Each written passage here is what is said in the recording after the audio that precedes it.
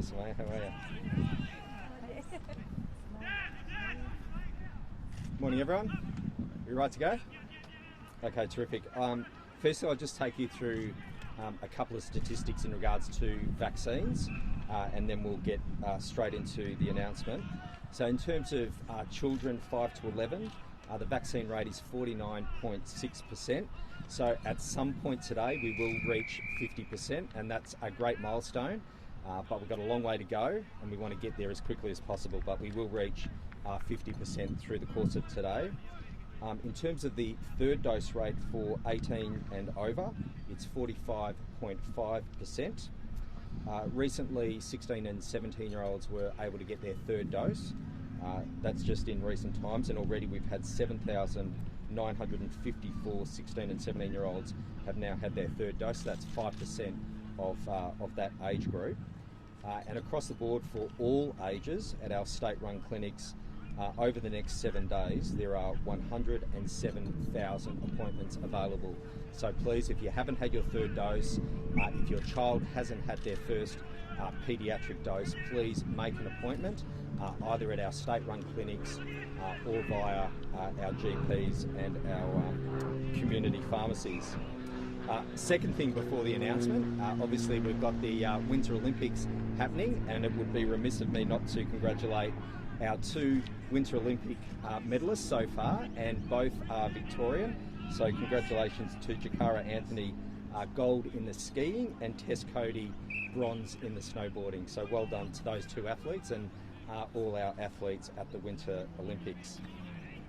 So on to our announcement on this beautiful sunny day. Can I thank North Melbourne Football Club for hosting us and supporting what I'll be announcing. We're very, very fortunate to have 2 star players in the AFLW comp with us. Emma Carney, who is obviously the captain of North Melbourne's AFLW team, an inaugural captain from the moment North Melbourne entered the competition in 2019. Previous to that, a premiership player with the Bulldogs, a 5-time All-Australian and an elite cricketer as well. So thank you very much, Emma. And Caitlin Ashmore, again, inaugural member of the North Melbourne team when they first entered the comp in 2019. A couple of seasons with Brisbane before that. She's a key member of the team. Just first game she missed was the one yesterday, unfortunately, but a key member of the North Melbourne team and a star on the wing last season. So thank you very much for Caitlin and Emma to be here. My daughter Emma, I've got an Emma, my daughter was very excited when I told her about today's announcement and who I'd be meeting, because Emma's about to start pre-season with her under-14 team in the Eastern Footy League, one of our local clubs. But more than just being elite sports people, Emma is a qualified secondary school teacher and is head of education here at the Huddle, and Caitlin is a qualified primary school teacher and has a class of prep students this year. So perfect role models for today's announcement. Not so long ago, Emma and Caitlin were just kids, running around, playing with their mates, kicking the footy, riding their bikes, playing cricket, and that's really the message of today's announcement. So we're here to do 2 things today. One is launch the Get Your Move On campaign, and secondly, announcing grants as part of our $24.2 million Active Schools program. The campaign is all about encouraging children and young people to be active for 60 minutes a day, every single day. And this is always an important message, but now more than ever. We've had 2 years of long periods of remote learning. We've had 2 years of significantly increased screen time in our kids. We've had a couple of years where community sport has been disrupted, or in fact had to cease altogether.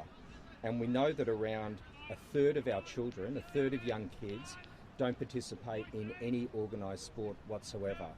So now, 2 years of the pandemic, remote learning, increased screen time, this message is just so critical.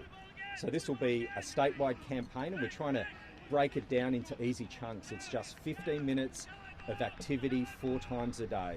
walking the dog, riding to school, kicking the footy with your mates, skating, dancing, whatever your passion is, this campaign is about encouraging young people to be active. And we know that active children, we know that physical activity improves mental health, it improves physical health, it improves academic performance. We know that active kids are more resilient, they're less likely to suffer depression, and we know all the benefits of sport. Teamwork, leadership, self-confidence, responsibility, commitment, all of these things are just so critically important. And we're backing it up with direct support for our schools. So as part of this announcement, 96 schools will each receive $30,000 of an Active Schools grant. That's to do things such as upskill their PE teacher, being able to purchase sports equipment, bringing in experts to run sporting programs. And there's a whole bunch of smaller grants as well. 181 schools will receive almost $14,000 to boost their before and after school programs. Again, engaging with sporting organisations to provide those activities before and after school. And 300 schools will get around $4,000 to increase their PE budget. But the most significant one was the 96 schools, each receiving $30,000 in Active Schools grants. There'll be further grants rounds as part of this $24 million program.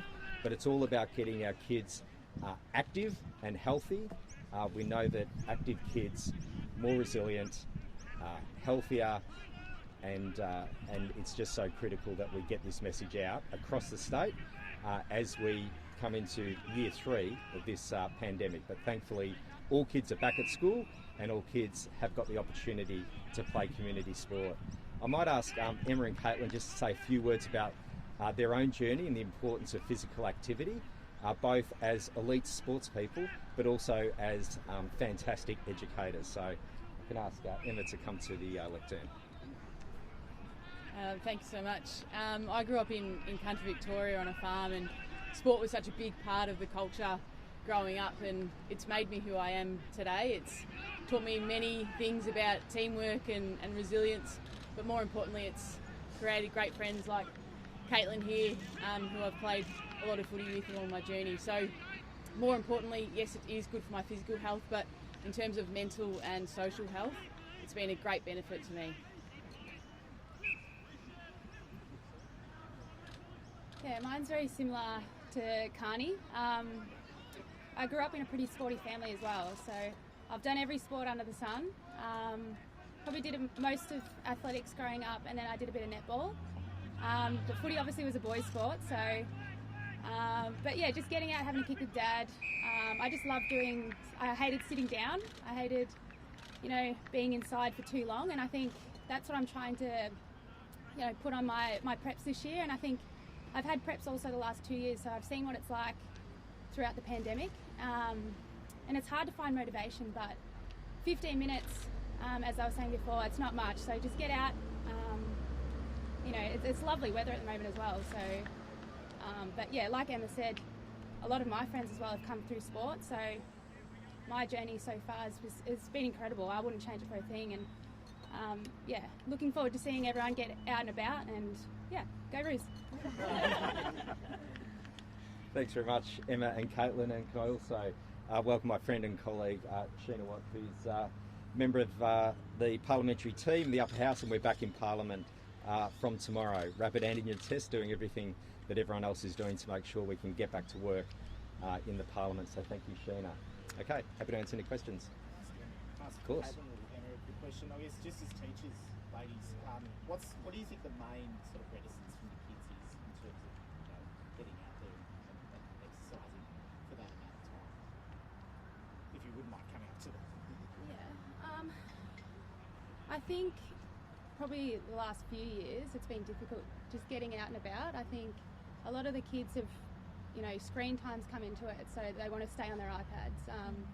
But in class, I like to get up and about every hour, so whether it's like a Just Dance or something on the TV, or go out and we've got an oval outside, like a track, so getting outside. But, it's hard because, the screen time's affected a lot. Like, the kids love to get on their iPad, so I just like to change it up a little bit and, the positive effects that come from doing exercise alone, you know, you can't change that. And are you trying to rope your preps in to play footy? I want to say no, but yes. And also for kangaroos. We've got a lot of Essendon supporters in my area, which is a little bit awkward, but yeah, I've seen it. Like, I don't force it down their throats. I don't really like to talk about footy actually at work, but a lot of the kids know that I do play, and I think the thing that I love the most is the little girls that love to go out and have a kick as well. I think last year I had about 4 girls, I think, doing Auskick, which that's incredible, because growing up we probably didn't have any girls doing Auskick, so yeah, it's going in the right direction. Do you notice a difference in the kids over the last couple of years? Obviously you haven't had a whole heap of face-to-face time with them, but now that you've got them back, can you see a difference in the way that preps are operating in a classroom because they have spent the last 2 years the way that we have? Yeah, you can see a little bit. I think this year they were very shy for the first week, I think, because they haven't had that interaction that they would normally have. But yeah, I think now that we're going back to normal, hopefully things will start going back to normal with the kids as well, but it's all about the communication. I think the parents, it's probably good for me because I get to talk to the parents a little bit more and build that relationship as well with the kids. So yeah, it's been probably really hard, especially for the first year of the pandemic. I think everyone went into a little bit of a panic, teachers included, and then the second year was kind of a little bit better, but yeah, I feel like the kids are a little bit, you know, they haven't had that social interaction, so it's difficult for them, and being 5 years old. But no, I think they're doing really well. They're coping well. As a teacher, you guys juggle so many things. You're obviously trying to teach them things, ABCs and 1, 2, 3s, but the mental health side of it too is a real consideration, isn't it, when you're in the classroom? And how much, I suppose, does that factor into what you're doing day to day with the kids? Yeah, it does. I like to keep it fun as well. So, you know, especially during remote learning, I know I had a few students that really struggled, not seeing their friends, and then obviously getting online as well. And I think it's probably overwhelming doing Zoom sessions with 5-year-olds because, you know, you can only see that little icon of them, and then they can't really see their friends, they can't really chat. So yeah, it's a lot better this year, but I like to keep it fun. So whether it's doing games with the ABCs, because obviously they're learning to write as well at the moment, so letters. So yeah, just keep it fun. And yeah, just really bring them out of their shell and make them feel comfortable. It's a big element, isn't it, though, their mental health in what you do day to day? Yeah. I'm very big on mental health as well, so I put that first, learning second, so make sure that they're comfortable, and then, because once they're comfortable, that's when everything kind of falls into place. Pardon my ignorance, but has it always been an hour, or is that an increased number? I always thought it was like 30 to 45 minutes, maybe that's why I'm not Do you want to take that one? Yeah. So that's the advice, is that the health advice is that to get the best benefit, to really encourage kids and get those outcomes that we're talking about, both mental health and physical outcomes, and then in terms of their own schooling, their academic performance, the advice is 60 minutes a day, but breaking it down to 15-minute blocks 4 times a day. You can get the same benefit by doing that kind of activity in that short period of time. And it's just getting the message to the kids. It's not just about, you know, running around the field or running around on the court. It's also doing those things like active school lessons. You know, you can actually teach maths and science in a physical way as well, and then encouraging all those passive activities, walking the dog, riding to school, go out skating with your friends. So it's getting that message to kids. There's a study out today by the Murdoch Children's Institute about the fact that there needs to be more mental health and support focus within the school system. First of all, I'm sure you've had a look at it. What's your reaction to what the information was there? Yeah, I completely agree, and as we've heard from Caitlin, just the impact that we know that the pandemic has had on many children. It's no accident that I'm the Minister for Mental Health and the Minister for Education. Those things are, just completely linked. If a child is not feeling safe and happy at school, they're not going to learn. And we've invested in mental health, not only more than any other government in Victoria's history, but any other government in our nation's history. And whether that's mental health practitioners in our secondary schools, whether it's the $200 million mental health fund that is rolling out this year, a key recommendation of the Mental Health Royal Commission, whether it's partnering up with Murdoch itself, and we've got a primary schools mental health pilot, both in government and Catholic schools, in terms of what more support we can provide our primary school settings in regards to mental health. And one of the key changes we've made, the framework for improving student outcomes, which is basically the operations guide for our schools, we put wellbeing at the centre. As Caitlin said, wellbeing's number one. Wellbeing, if you get wellbeing right, then the learning will follow, and we put wellbeing at the centre for schools in terms of their planning and their delivery. So I couldn't agree more with Murdoch. It's been exacerbated by 2 years of the pandemic, but we're responding and implementing every single one of the Mental Health Royal Commission's recommendations, and particularly making that investment in our schools.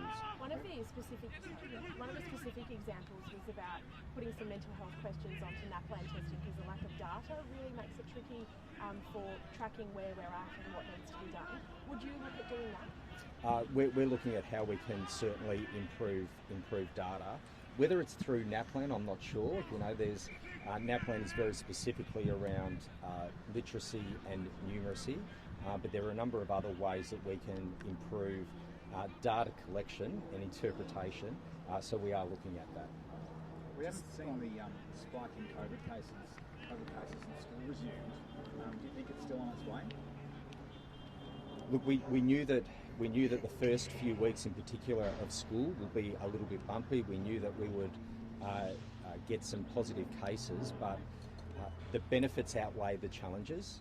So over recent days, and I've got the numbers here in terms of Friday and over the weekend. So Friday we had 964 students positive, 150 teachers. Over the weekend, 607 students reported that they were positive. But the challenge of supporting students who are positive or primary close contacts and have to isolate, and also staff members who are positive or primary close contacts and have to isolate, it's better to support those many hundreds of students and teachers than have 1 million students at home remote learning, and that's the commitment we gave. Our vaccination rates mean we could, with confidence, resume schools. We did know that, and we did anticipate that it would be a little bit bumpy, and that's why we'll be delivering and are delivering 14 million rapid antigen tests for the first 4 weeks of term, to make sure we get to cases early. And public health are very supportive of that, because that will drive down numbers overall. So far so good, and I'm really proud of how all our schools have responded. Did you have a staff figure from the weekend? I don't have a staff figure yet from the weekend. We're just waiting for the latest data to come through EduPay, so we'll let you know as soon as that comes through.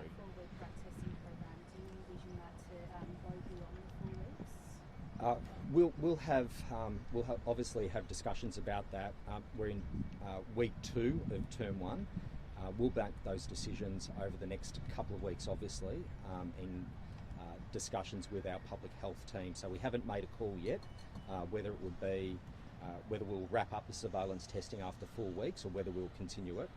But that is part of active discussions that we're having right now. Just on rapid antigen tests, you said that you had to do a rapid antigen test this morning ahead of Parliament. But before Parliament resumes, Yeah. so we'll do some rapid antigen tests through the course of the parliamentary week, so Tuesday to Thursday. So I'll do whatever's required in terms of ensuring I'm negative, I go to work. If I'm positive, I'll be isolating at home. Was it wrong of the Labor government and the Premier, and potentially you, I just can't remember off the top of my head, to have called the opposition's act of bringing rapid antigen tests to home in August a stunt? No, it wasn't, because you've got to go through all those national approval processes before you can deliver that. And as I understand it, at that time, it hadn't gone through all of those processes. The home kits hadn't, but I think biomedical professionals, some of it may have been approved, but that's how they ran that demonstration with medical professionals. So was it wrong? Yeah, but that was a specific demonstration with medical professionals. You've got to wait through before you can implement it for other workforces. you've got to go through that national approval process, and at that time it hadn't gone through that. But the New South Wales Parliament at the time were administering rapid antigen tests with medical professionals, so they tried to do as much as they could to get rats up and going then. So were we slow, and was it not a stunt? No, we weren't. No, we weren't. We made decisions as per the approvals at that time. We're now in a position where we can quite broadly, for critical workforces, get millions and millions of rapid antigen tests out, and it's making a positive difference in our schools. The federal parliament is preparing to debate the religious discrimination bill this week. The Attorney General, Jackie Symes, a couple of months ago said that the government was seeking legal advice in terms of a High Court challenge. Have you received that legal advice yet? Well, we've got to wait. We've got to wait to see what comes out of that federal parliamentary process. So, as the Premier, the Minister for Equality, the Attorney General, as all of us are saying, equality in Victoria is not negotiable.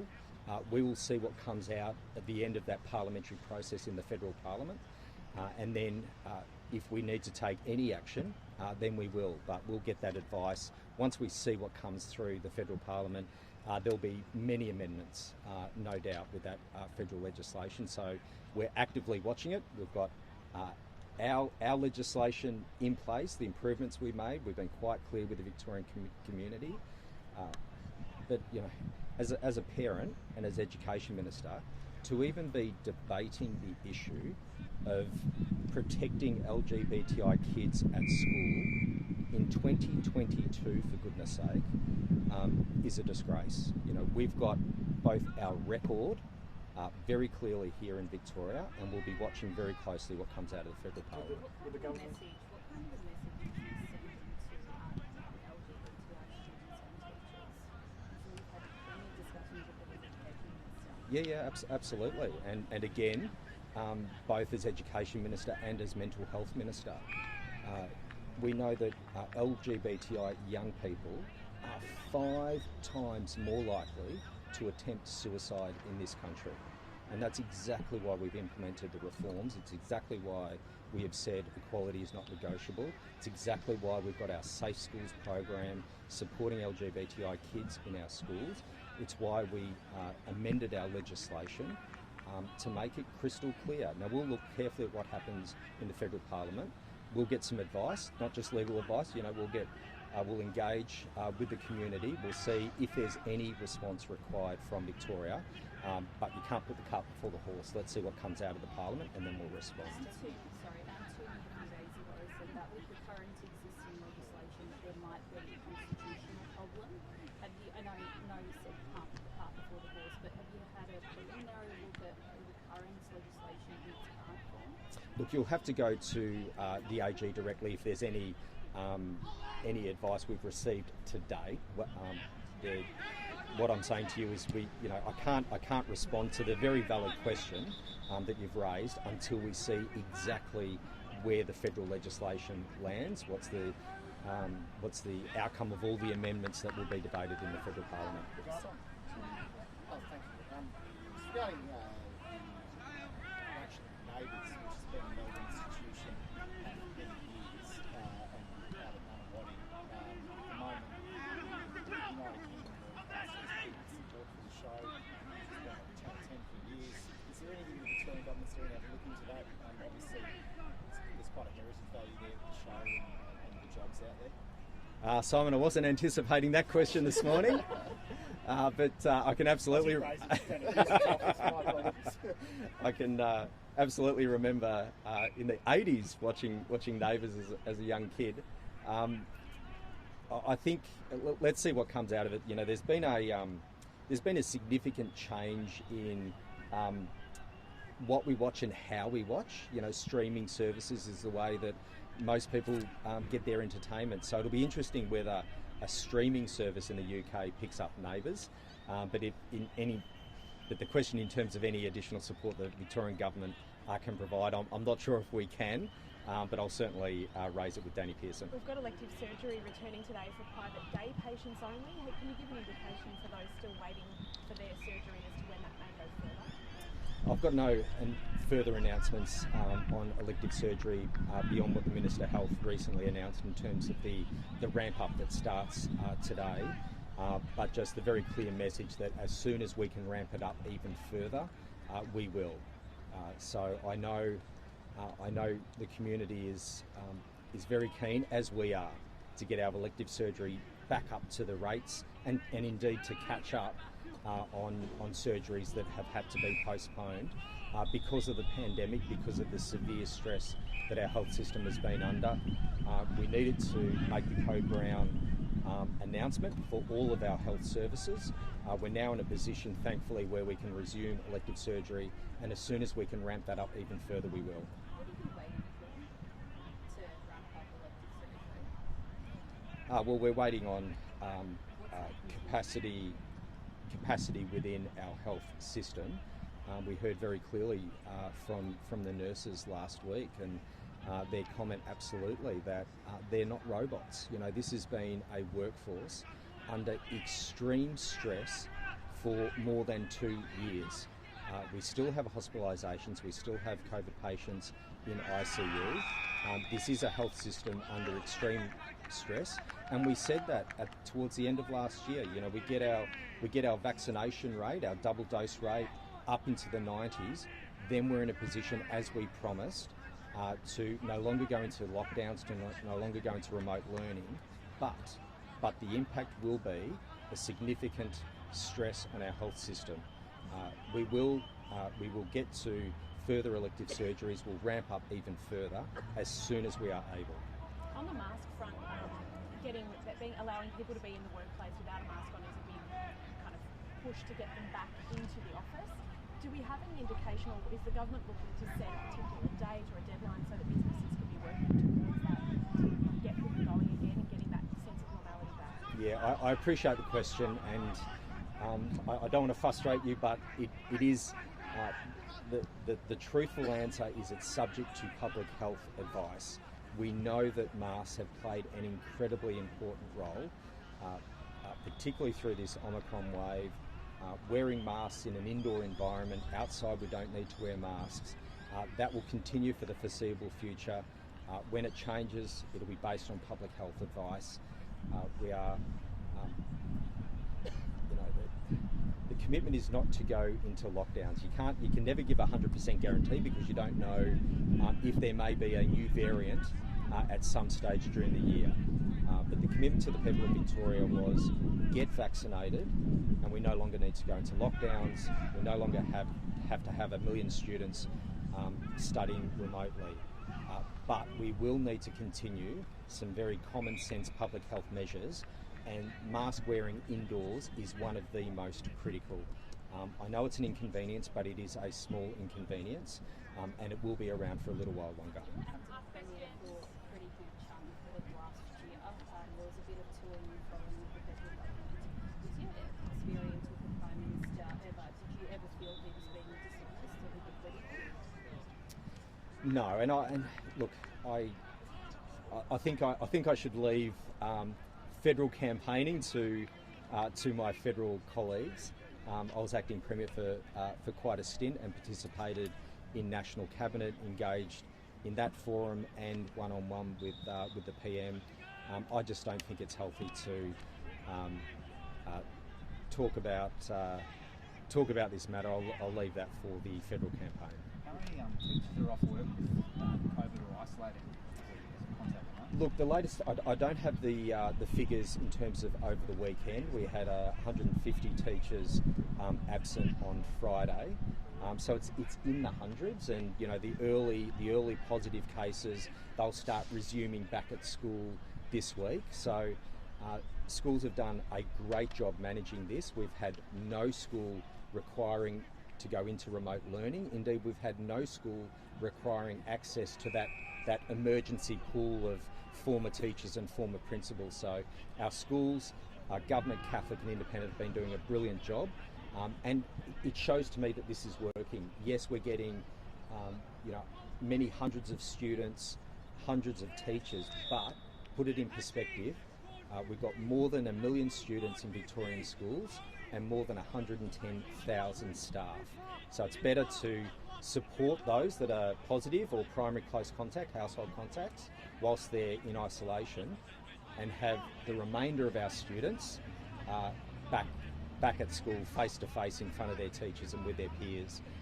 To date, it's about 0.6% of our student population. And just to confirm those numbers, the 150 staff, that's cumulative as the total number they're at? The 150 is Friday's numbers.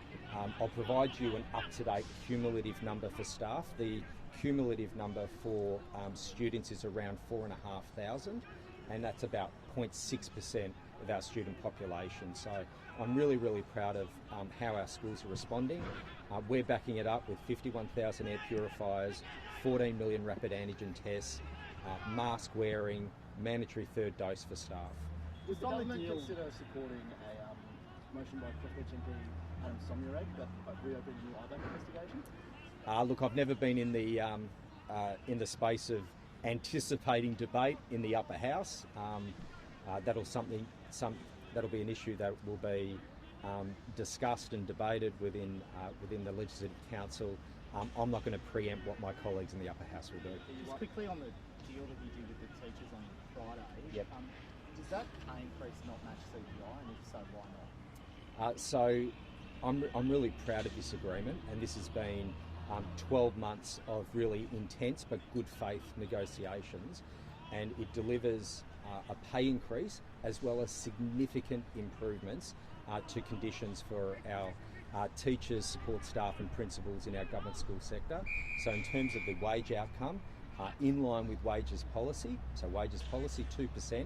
In addition to that, there is an allowance paid to all teachers as well as other eligible employees. But Simon, the critical thing with the enterprise agreement negotiations, the number one issue raised before the negotiations started and the entire time of the negotiations was in regards to face-to-face teaching and workload. We are making a change in this agreement for the first time in 30 years, a reduction in face-to-face teaching of an hour and a half through the life of this agreement.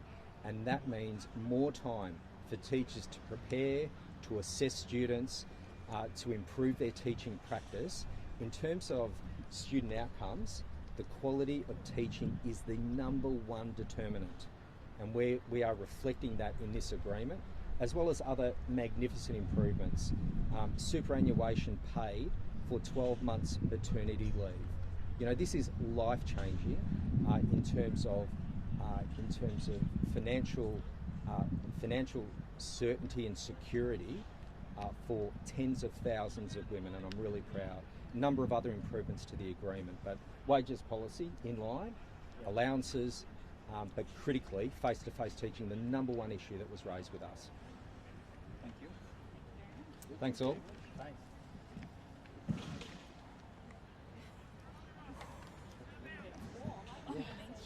I know.